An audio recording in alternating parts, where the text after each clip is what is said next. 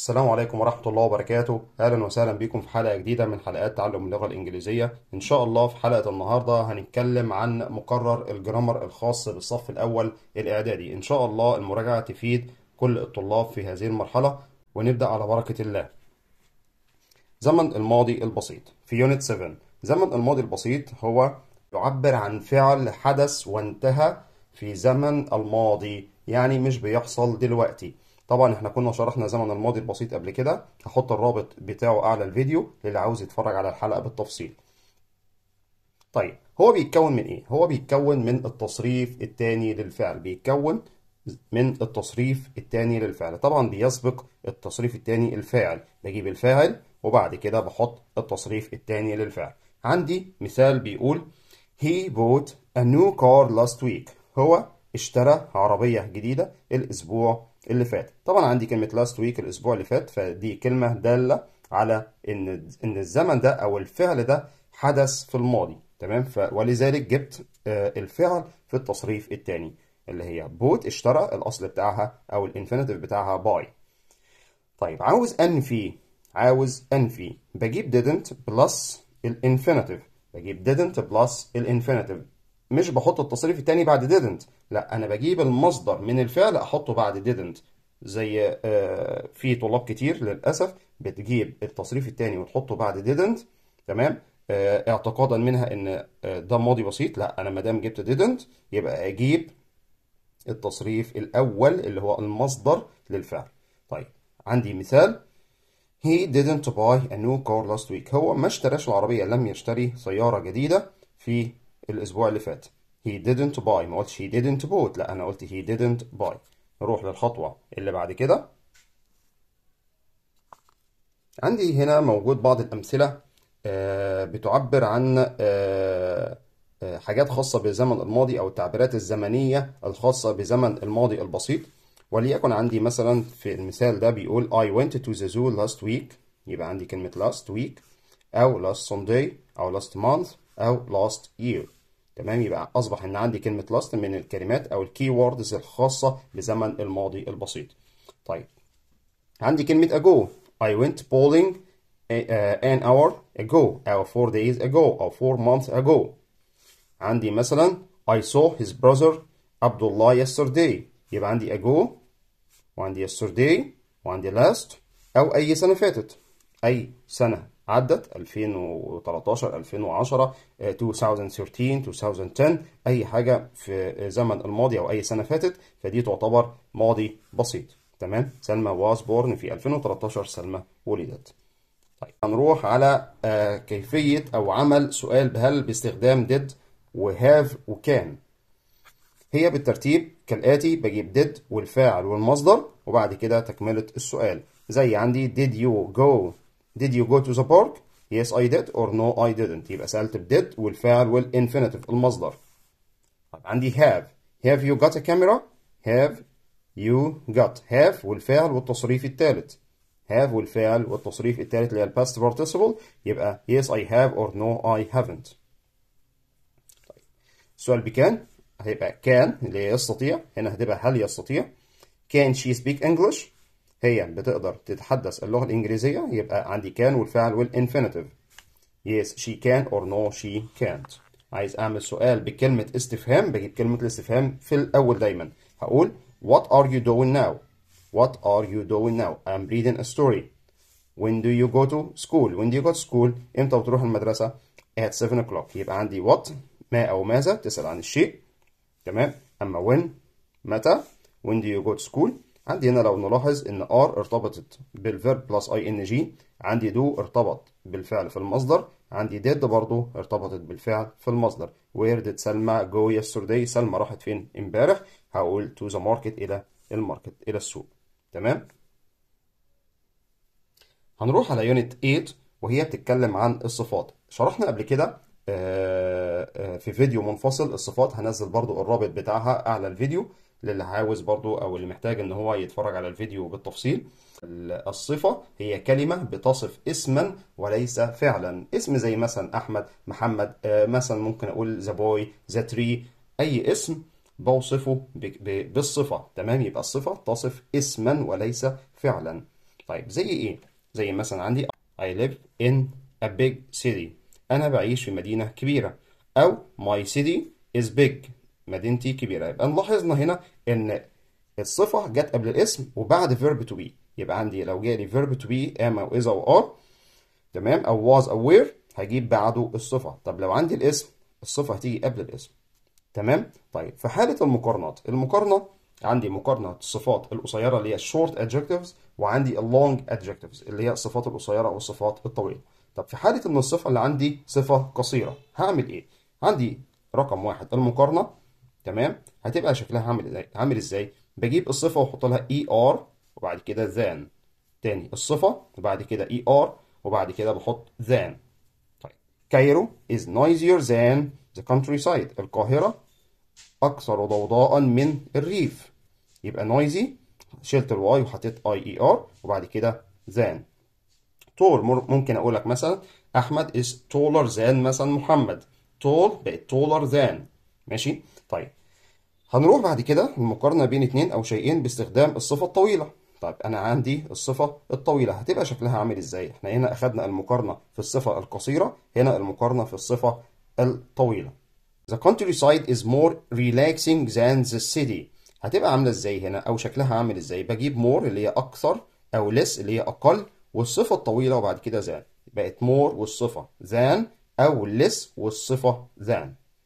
تاني يا شباب، more اللي هي أكثر من، more وبحط معاها الصفة الطويلة مش الصفة القصيرة. يعني ما ينفعش أقول more short than، لا، ممكن أقول more beautiful than، more expensive than، less expensive than، less interesting than.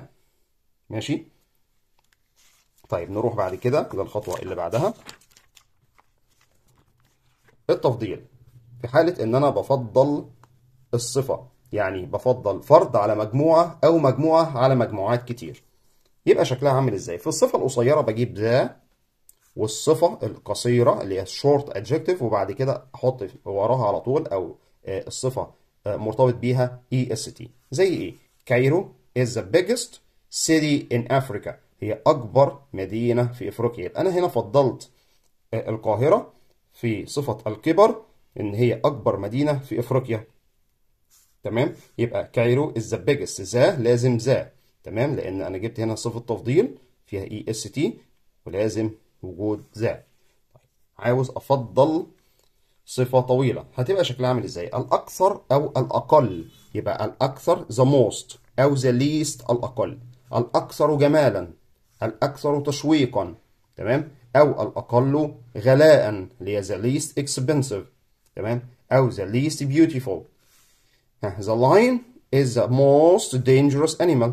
dangerous دي صفة طويلة، تمام. عايز أقول إن الأسد هو أكثر حيوان خطورة، هيبقى the lion is the most dangerous. dangerous عندي هنا صفة طويلة مش صفة قصيرة، ولذلك لما أحب إن أنا أفضل الصفة دي فبقول the most. طيب ممكن يبقى مثلا مثال تاني، ممكن أقول وليكن إن السلحفاة هي أقل خطورة مثلا، هقول إيه؟ the turtle is the least dangerous animal.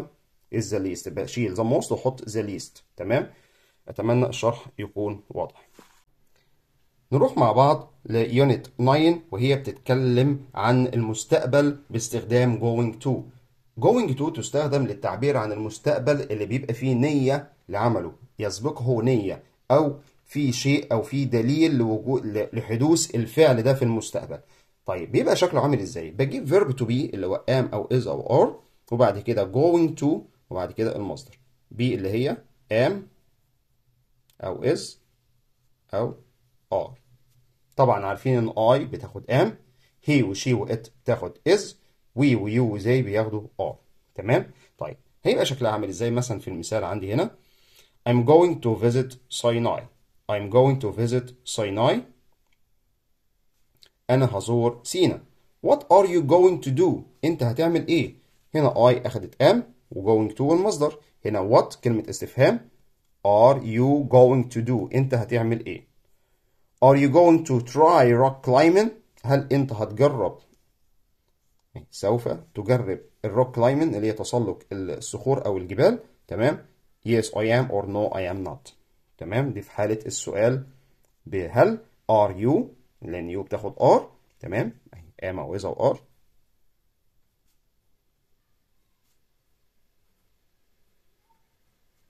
plus الفاعل subject plus going to plus الانفينيتيف وتكملة السؤال. طيب هنروح بعد كده على الضمائر المنعكسة اللي هي reflexive pronouns. الضمائر المنعكسة بيبقى شكلها كالآتي. هي أولا بتستخدم للتأكيد. أنا بستخدم الضمائر المنعكسة علشان أأكد إن على الفعل ده أو على حدوث الفعل ده. تمام؟ طيب عندما يكون برضو إن المفعول هو نفسه الفاعل، يعني أنا عملت الشيء ده بنفسي، تمام، هي عملت الشيء ده بنفسها. طيب بيبقى شكلها عامل إزاي؟ لو عندي ضمير الفاعل I يبقى الريفلكسيف بروناون بتاعه myself. he تبقى himself، طبعا دي بتتحفظ. she تبقى herself. it تبقى itself. you في حالة ان انت او انتي لو بخاطب مذكر او مؤنث مفرد تبقى yourself. طب لو بخاطب مجموعة او جمع اللي هي you انتم تبقى yourselves. we تبقى ourselves. they تبقى themselves. طيب تيجي ازاي او ناخد مثال عليها عشان خاطر نوضح الامور اكتر. سهى painted the picture herself. سهى رسمت او لونت الصورة بنفسها او by herself. ممكن اقول هنا by herself او herself. تمام. nobody helped me. I did it myself. انا فعلتها بنفسي. تمام. هنروح بعد كده على يونت 10 وهي بتتكلم عن عدة نقاط. أولها اللي هي be made of. be اللي هي is أو are. made of يعني made of اللي هي مصنوعا من. يبقى بتيجي ازاي أو شكلها بيبقى عامل ازاي؟ هقول the chair is made of wood. الكرسي مصنوع من الخشب. طبعا made of اللي هي مصنوعا من شيء لم يتغير شكله بعد التصنيع. يعني انا عندي هنا الكرسي بعد ما صنعته، وانا صنعته من الخشب، بعد ما صنعته ما بقاش حديد، لا هو ما زال خشب، لان الحاجه اللي بتتغير شكلها بتبقى made from. تمام. اللي بيتغير شكلها بعد التصنيع بتبقى made from. اما made of بيبقى مصنوع من شيء لم يتغير شكله بعد التصنيع. The cushions are made of cotton. ان الكوشن مصنوعه من القطن، ما اتغيرتش بعد ما صنعتها، ما اتغيرتش. تمام يا شباب. طيب what is the bag made of؟ هي مصنوعه من ايه؟ الحقيبه مثلا مصنوعه من ايه؟ made of. ماشي يا شباب. طيب نروح بعد كده النقطه رقم 2. استخدام will او want اللي هي سوف او لن، عكس will want للتنبؤات المستقبليه. تمام. عايز اقول انا هعمل الحاجه دي في تنبؤ بشيء هيحدث في المستقبل بعدم وجود دليل او مفيش دليل عليه. اقول مثلا I will be late for school. انا هتاخر عن المدرسه. تمام. طيب عايز انفي will هتبقى want. I think we want to live on the moon. انا اعتقد ان احنا مش هنعيش على القمر. زي ما موجود هنا بالظبط. عندي will بيجي بعد الانفينيتيف، بيجي بعد المصدر، مصدر الفعل، و want اللي هي لن برضو بيجي بعدها الانفينيتيف. ننزل تحت. عايز اعمل سؤال بيبقى شكله عامل ازاي؟ بجيب السؤال بهل هتبقى will والسبجكت الفاعل والانفينيتيف. دايما will بيجي معاها الانفينيتيف. will we have small electric cars in the future؟ هل احنا هيبقى معانا او هنمتلك عربيات صغيرة electric يعني كهربية في المستقبل؟ او yes we will or no we won't. طب عايز احط كلمة استفهام. كلمة الاستفهام هتبقى شكلها في الأول، هتيجي في الأول. كلمة الاستفهام هتيجي في الأول، وبعد كده will والفاعل والانفينيتيف. هتبقى شكلها عامل ازاي أو هيبقى المثال أو تركيب السؤال عامل ازاي؟ where will you go؟ will والسبجكت وبعد كده الانفينيتيف. كلمة الاستفهام question word، وعندي will، وعندي you the subject، وعندي الانفينيتيف اللي هي go. where will you go at the weekend؟ تمام. ممكن اقول when will you go to the park؟ where will you go at the weekend؟ قال لك to the fun fair، رايحين الملاهي. تمام. طيب هننقل للي بعد كده. نتكلم هنا عن الحالة الصفرية zero conditional. احنا كنا اتكلمنا برضو في فيديو مخصص ليها. تمام. انا هنزل الرابط بتاعها للي حابب يتفرج على الفيديو. تمام. مش هتكلم في الحالة الصفرية كتير نظرا لعدم إطالة وقت الفيديو، وهنقل على النقطة اللي بعدها على طول. عندي must و mustn't. must اللي هي يجب أن، في هنا ضرورة وإلزام لحدوث الشيء ده. we must save our planet، لازم ننقذ الكوكب بتاعنا، دي حاجة فيها ضرورة، فيها إلزام عليا إن أنا لازم أنا وغيري إن إحنا نحافظ على الكوكب بتاعنا. تمام. طب أنا عاوز أنفي must، هتبقى mustn't. طبعا هي بيجي بعدها الانفينيتيف، must or mustn't بيجي بعدهم الانفينيتيف، مصدر الفعل. تمام. مش بجيب ماضي ولا verb plus ing ولا حاجة، أنا بجيب الانفينيتيف. طيب we mustn't throw rubbish in the ocean، احنا مش المفروض ان احنا نرمي القمامة في المحيط. تمام. عندي النصيحة should و shouldn't بتستخدم for advice، بيجي بعدها برضو الانفينيتيف، الفعل في المصدر. يبقى عندي هنا subject في الأول، بعد كده يجب أو ينبغي عليا والانفينيتيف، أو لا ينبغي عليا والانفينيتيف. you should study hard، ينبغي عليك ان انت تذاكر بجد. you shouldn't waste your time، لا ينبغي عليك ان انت تضيع وقتك. يبقى انا هنا بنصح، بيجي بعدها سواء بالايجاب او بالسلب should or shouldn't، بنصح ب should والمصدر او shouldn't والايه والمصدر. عاوز اعمل سؤال بهل باستخدام should، هجيب should قبل الفاعل، بدل الفاعل وشود لا هجيب should وبعد كده السبجكت وبعد كده الانفينيتيف مصدر الفعل. should I take a 10-minute break، a 10 minute مش 10 minutes، a 10 minute لأن 10 minute على بعضها كده تعتبر صفة لكلمة break، فالصفة لا تجمع، ف a 10 minute break يعني فسحة أو راحة مدتها 10 دقايق. هل ينبغي أن آخذ راحة 10 دقايق؟ هقول yes you should or no you shouldn't. يبقى أنا هنا جبت should في الأول وبعد كده I اللي هي السبجكت وبعد كده الانفينيتيف. عايز أحط كلمة استفهام زي ما اتعودنا قبل كده، بجيب الصيغة بتاعت هل أحطها وبعد كده question word بجيب كلمة الاستفهام في الأول، زي ما احنا شايفين إن should ننزلها هنا أو shouldn't مثلا، وبعد كده الفاعل الأول وبعد كده الانفينيتيف. طبعا أقول هنا what should I do، what should I do. في الجملة العادية بتبقى I should كذا، لكن هنا سؤال يبقى what should I do to learn new vocabulary، ازاي ايه اللي ينبغي عليا اعمله علشان خاطر اتعلم كلمات جديدة. نروح على unit 12، بنتكلم عن ضمير الوصل هو، الذي او التي للشخص العاقل للإنسان. تمام. بيجي ازاي؟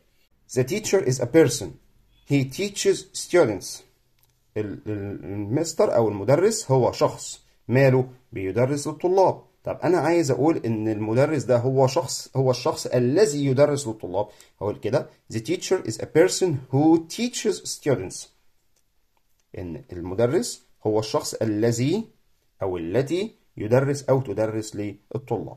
هنروح بعد كده على الكويشن تاج. الكويشن تاج اللي هو السؤال المذيل، بيبقى شكله كالآتي.